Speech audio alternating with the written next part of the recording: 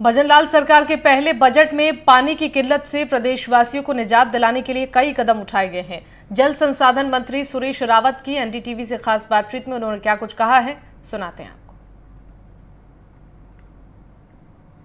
राजस्थान सरकार ने अपना पहला पूर्ण बजट है वो जनता के समक्ष रख दिया है, लेकिन इस बजट के अंदर 5 साल के नहीं 2047 तक राजस्थान को किस तरीके से विकसित राज्यों की श्रेणी में लेके आना है, इस बजट के अंदर तमाम वो बिंदु हैं वो शामिल किए गए हैं। मेरे साथ जल संसाधन मंत्री हैं राजस्थान सरकार में सुरेश सिंह रावत, उनसे मैं बात करूंगा। सर, जब जल की बात आती है तो राजस्थान है काफी पिछड़े हुए राज्यों की श्रेणी के अंदर आता है और यहाँ की जनता है पानी के लिए कई बार कह सकते हैं कि जो पड़ोसी राज्य हैं उनके सामने भी सरकारें कई बार पत्र लिखती है, लेकिन वो समस्या जस की तस बनी रहती है। एक बजट के अंदर क्या कुछ नया देखने को मिला?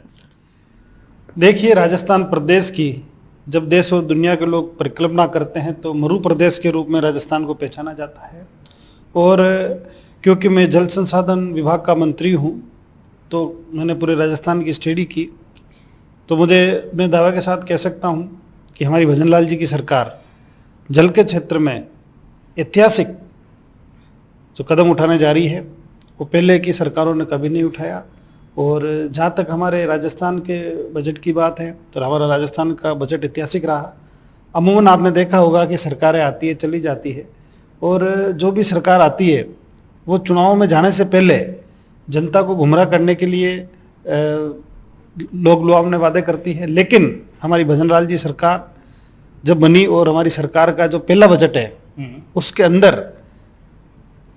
इतनी घोषणाएं करी, और वास्तव में जो हमारे प्रदेश के लोगों को आवश्यकता है, चाहे युवाओं को रोजगार की हो, चाहे पीने के पानी की हो, चाहे सड़कों का हो, चाहे चिकित्सा का हो, चाहे शिक्षा का हो, चाहे ऊर्जा का हो, विभिन्न क्षेत्रों के अंदर माननीय मुख्यमंत्री जी ने भरपूर